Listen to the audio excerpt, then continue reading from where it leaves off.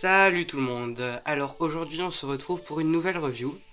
Donc il s'agit d'une Ever After Eye et aujourd'hui ça sera Madeline Hatter.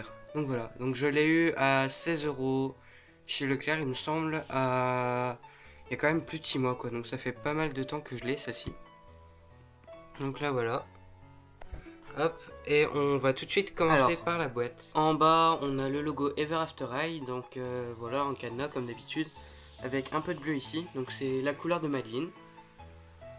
Ensuite au-dessus on a une espèce de potion magique avec un sachet de thé dedans, donc pour toujours rappeler le chapelier fou et le salon de thé. Alors donc ensuite c'est comme les boîtes classiques des premières éditions, hein.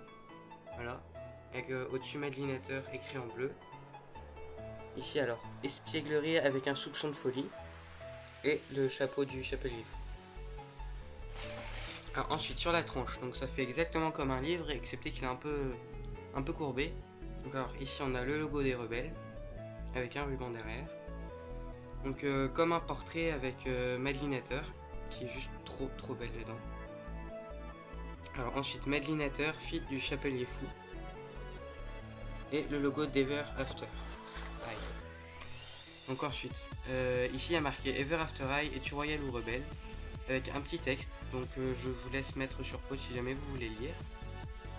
Alors ensuite il y a en quelque sorte la biographie de Madeline avec le magnifique artwork sur le côté à droite. Elle est juste trop belle. Voilà. Alors ensuite on a donc les trois autres personnages de la même série, de la même vague pardon. Hop, et ici on a everaftereye.com. Donc sur cette tranche-ci on a marqué Ever After Eye et ça fait un peu un effet de page. Voilà, alors maintenant on va passer aux accessoires. Alors au niveau des accessoires c'est comme toutes les autres Ever After Eye, donc elle a un marque-page. Donc alors voilà, avec elle a une tasse de thé. Hop, comme ceci, bleu. Avec donc une petite histoire dedans. Je vais pas vous la lire parce que ça serait largement trop long. Une petite brosse. Hop. De la même couleur que son socle. Alors ensuite maintenant on va tout de suite passer à la poupée. Alors ces chaussures, donc elles sont juste trop belles comme toute sa tenue. Je tiens à préciser que c'est ma poupée préférée pour l'instant parce que je vais bientôt recevoir Lizzie et on verra bien qui ça sera. Alors donc au niveau de ses chaussures, donc son talon, donc c'est une anse pour les tasses de thé. Elle est de couleur dorée, donc son talon. Et donc même ici aussi. Donc alors ensuite le reste de sa chaussure est blanc. Et ça fait un peu penser à une tasse en porcelaine. Avec donc quelques dorures sur le devant. Voilà, donc la même chose pour la deuxième. Alors ensuite au niveau du collant, donc il est blanc, un peu nacré, avec des points bleus. Alors donc la robe. Alors le bas est constitué de 3 volants. Donc alors le premier c'est du tulle noir avec des petites paillettes dorées. Le second donc c'est un tissu avec donc des bandes blanches et bleues, donc en verticale. Et le troisième il est mauve avec des dorures et des motifs, enfin plein de motifs qui font un peu toujours rappeler les tasses.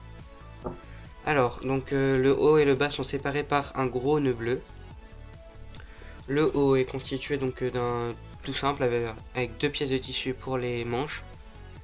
Et une grosse pièce dorée, non argentée, avec donc plein de petits points argentés pour la grosse pièce du milieu.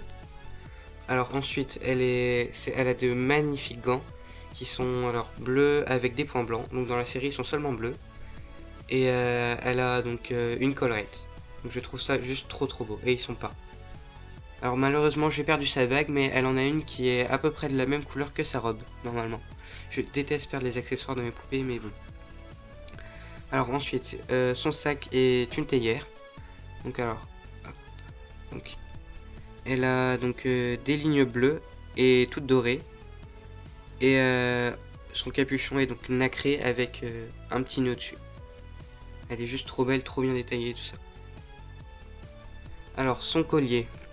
Ce sont des grosses perles bleues, donc le tout est transparent avec juste un petit nœud doré au milieu. Alors ensuite, elle a une paire de boucles d'oreilles, donc il s'agit de cuillères à thé. Donc qui sont bien décorées, c'est pas des cuillères toutes simples, hein. Elles sont juste trop belles, j'adore trop. Ensuite, alors, elle a un serre-tête, donc c'est une tasse de thé, qui fait un peu chapeau aussi. Avec donc des dorures et le sachet de thé. C'est juste mal moulé au-dessus, mais à la limite ça fait pas grand chose en fait. On dirait juste que c'est du thé en fait et qu'il y a des remous dans l'eau. Moi j'adore en tout cas. Alors ensuite, son maquillage. Donc alors elle a un rouge à lèvres mauve ou violet avec donc au niveau des yeux du bleu un peu mauve quand même, hein, qui a quand même un peu transparent. Alors ses cheveux, j'adore ses cheveux, j'ai juste essayé de la recoiffer et malheureusement je me suis raté. Du coup voilà, donc ça fait pas super bouclé, donc il faut absolument que je le refasse. Voilà, et autrement ils sont donc mauves avec des mèches mauves et derrière donc du bleu un peu blanc. Donc voilà, c'est tout pour la revue de Madeline qui est et je pense restera ma Ever After Eye préférée. Donc je la trouve juste super belle, donc si vous avez aimé ma vidéo, n'oubliez pas de laisser un petit j'aime et de s'abonner. Allez, salut!